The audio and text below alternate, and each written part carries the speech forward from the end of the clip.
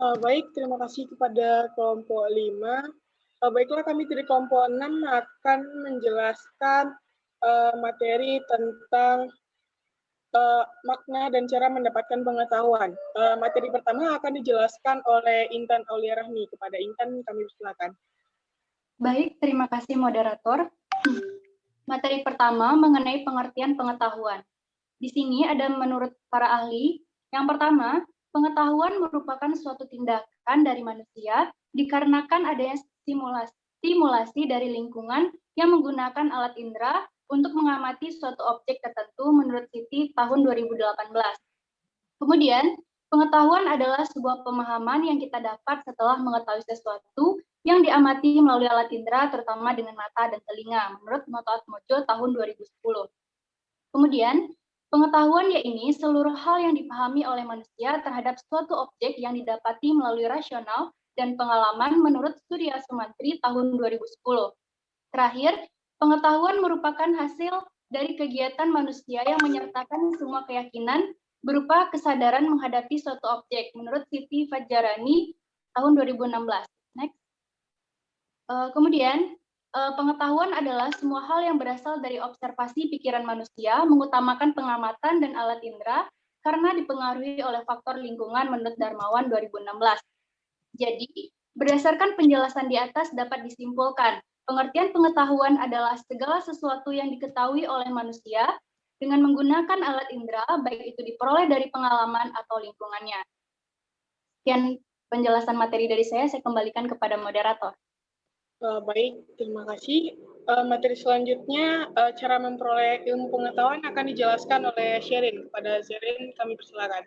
Baiklah, terima kasih kepada moderator. Selanjutnya saya akan menjelaskan mengenai cara memperoleh ilmu pengetahuan. Di sini bisa dengan melalui media, baik itu media massa atau media elektronik, bisa dengan buku petunjuk atau lingkungan sekitar, kerabat dekat, dan lain sebagainya. Menurut Noto Atmojo pada tahun 2012. Selanjutnya melalui metode empirisme, rasionalisme, fenomenalisme, intuisionisme, dan metode ilmiah. Menurut Lailatul pada tahun 2016. Selanjutnya melalui pendidikan, sumber informasi, sosialisasi, kebudayaan, lingkungan, ekonomi, dan pengalaman individu serta usia. Menurut Yuliana pada tahun 2017. Next, Kur. Dan yang terakhir menurut Surya Sumantri pada tahun 2011 yaitu cara mendapatkan ilmu pengetahuan yaitu dengan cara mencari tahu apa yang ingin kita ketahui karena dari rasa ingin tahu itulah yang merupakan hakikat dari mendapatkan ilmu pengetahuan. Jadi dari hal tersebut dapat kita simpulkan bahwa cara untuk memperoleh pengetahuan bisa dengan beberapa cara, baik itu dari dalam diri sendiri, dengan cara pola pikir, intuisi, spontanitas, mencari tahu, faktor usia, dan lain sebagainya, maupun dengan cara dari luar diri sendiri, yaitu pengaruh lingkungan, sosial, ekonomi, pengalaman, sumber informasi, metode ilmiah, dan lain sebagainya. Sekian materi dari saya kembalikan kepada moderator. Baiklah, materi selanjutnya akan saya bacakan sendiri, yaitu cara mendapatkan pengetahuan menurut Prasetyo DKK dan kawan-kawan 2008. Yang pertama, experiential reality atau realitas eksperimental, yaitu sumber pengetahuan yang kita dapatkan dengan cara mengalaminya sendiri. Yang kedua, yaitu agreement reality atau realitas perjanjian, yaitu sumber pengetahuan yang didasarkan pada kesepakatan antara diri kita sendiri dengan orang lain. Selanjutnya, 4 cara mendapatkan pengetahuan menurut Bahanuddin 2018. Yang pertama, pengalaman indriawi. Pengalaman indrawi adalah sesuatu yang dicapai dan didapatkan melalui indera-indera lahiriah. Yang kedua, akal. Akal merupakan syarat untuk mempelajari ilmu pengetahuan, serta berfungsi untuk membedakan yang salah dan yang benar. Yang ketiga, hati dan intuisi. Hati dan intuisi merupakan ide yang muncul tanpa kita berpikir logis. Ide muncul tidak jelas datangnya dari mana, karena ada pada bentuk firasat atau perasaan. Yang keempat, wahyu. Wahyu merupakan firman yang diberikan oleh Allah kepada seluruh makhluknya. Selanjutnya, materi selanjutnya akan dijelaskan oleh Nadia. Kepada Nadia kami persilakan. Baik, terima kasih kepada moderator. Untuk materi selanjutnya yaitu 2 cara mendapatkan pengetahuan menurut Rusuli 2015. Yang pertama yaitu empirisme. Empirisme adalah pengetahuan yang didapatkan dengan perantara panca indera. Yang kedua yaitu rasionalisme. Rasionalisme yaitu kebalikan dari empirisme bahwa sumber pengetahuan terletak pada akal manusia. Selanjutnya yaitu 5 cara untuk mendapatkan pengetahuan menurut Soekardi 2011. Yang pertama melalui pengalaman, yang kedua melalui cara tradisi atau kegigihan, yang ketiga melalui metode otoritas atau kekuasaan, yang keempat melalui metode deduktif dan induktif, dan yang kelima yaitu menggunakan pendekatan ilmiah. Jadi, dapat disimpulkan bahwa cara untuk mendapatkan pengetahuan terdiri dari beberapa yaitu akal, indera, pengalaman, hati, tradisi, pendekatan ilmiah, dan kejadian yang kita alami sendiri. Sekian materi dari saya kembalikan kepada moderator. Baik, terima kasih. Itulah materi pertama. Materi selanjutnya yaitu hakikat ilmu pengetahuan yang akan dijelaskan oleh Intan. Kepada Intan, kami persilakan. Baik, yang pertama yaitu ontologi. Ontologi berawal dari kata ontos yang berarti makna dan logos berarti ilmu, yang membahas tentang individu, umum, terbatas, tidak terbatas, dan universal. Baktiar tahun 2010. Next. Pengertian ontologi. Yang pertama, ontologi adalah hakikat tentang keberadaan yang meliputi keberadaan segala sesuatu yang ada dan yang mungkin ada. Mahfud tahun 2018. Ontologi merupakan salah satu bagian dari teori hakikat yang membahas tentang hakikat, yaitu keadaan yang sebenarnya dari sesuatu. Majid tahun 2011. Kemudian, ontologi merupakan bagian filsafat yang paling umum dan termasuk bagian dari metafisika. Menurut Bahrun tahun 2013. Ontologi adalah filsafat pertama yang menjadi pembahasan utama dalam filsafat mengenai kenyataan yang menuju pada kebenaran atau realitas. Menurut Tri tahun 2019. Berdasarkan penjelasan di atas, dapat disimpulkan bahwa ontologi merupakan bagian dari filsafat yaitu metafisika yang membahas mengenai kenyataan dan tertuju pada kebenaran. Sekian dari saya kembalikan kepada moderator. Baiklah, terima kasih Pak Intan. Materi selanjutnya yaitu epistemologi akan dijelaskan oleh Sherin. Kepada Sherin, kami persilakan. Baiklah, terima kasih kepada moderator. Di sini saya akan menjelaskan mengenai epistemologi. Epistemologi adalah salah satu bidang dari ilmu filsafat yang fokus bahasannya pada ruang lingkup pengetahuan, seperti asal, karakteristik, sifat, cara memperoleh, dan lain sebagainya. Next.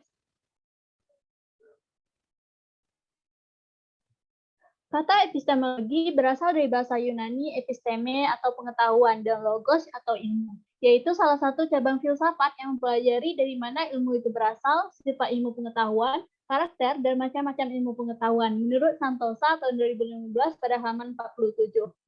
Ilmu yang menjawab pertanyaan mengenai asal atau sumber, cara mendapatkan karakteristik yang ada, dan ciri-ciri sesuatu yang dipelajari, menurut Al-Jahauri tahun 2010 pada halaman 4.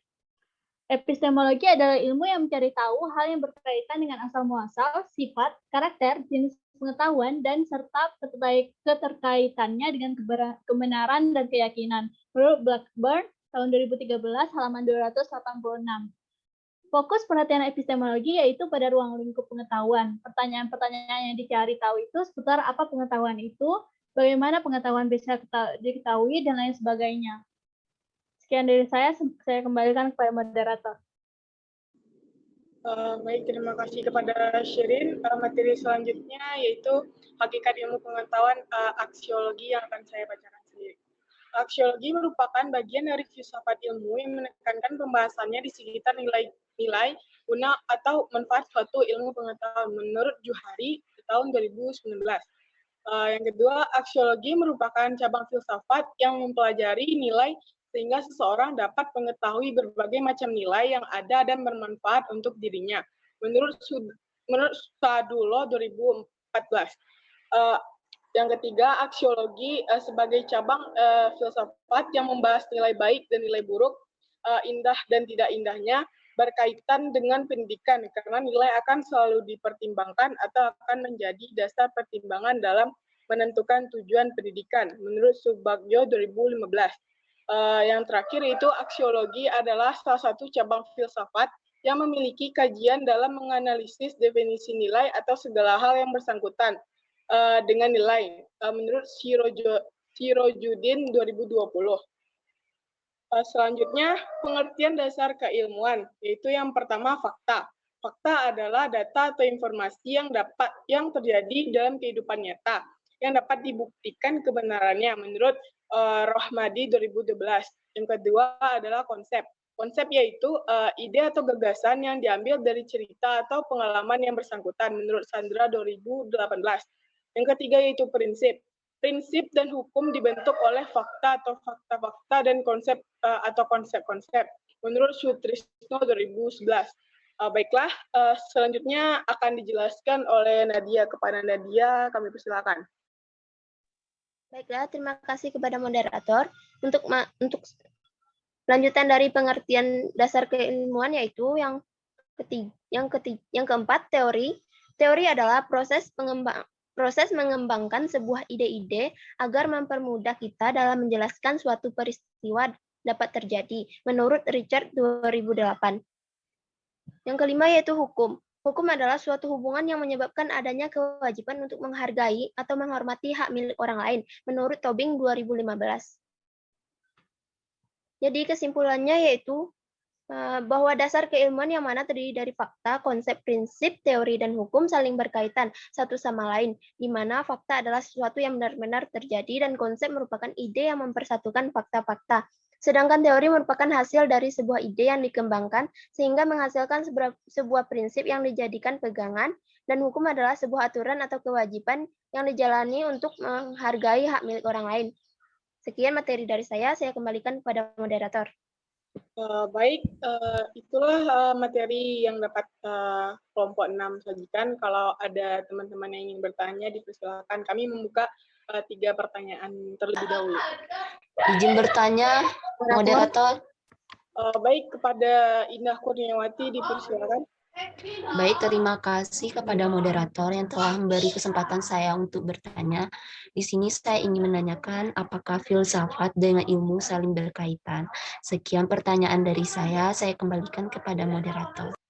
Baik, terima kasih kepada Indah Kurniawati. Selanjutnya, apakah ada dari teman-teman yang ingin bertanya? Izin bertanya, moderator. Baik, kepada Indah Putri Rahmazul, dipersilakan. Terima kasih kepada moderator. Saya Indah Putri Rahmazul dengan NIM 19129024. Di sini saya akan bertanya kepada kelompok penyaji.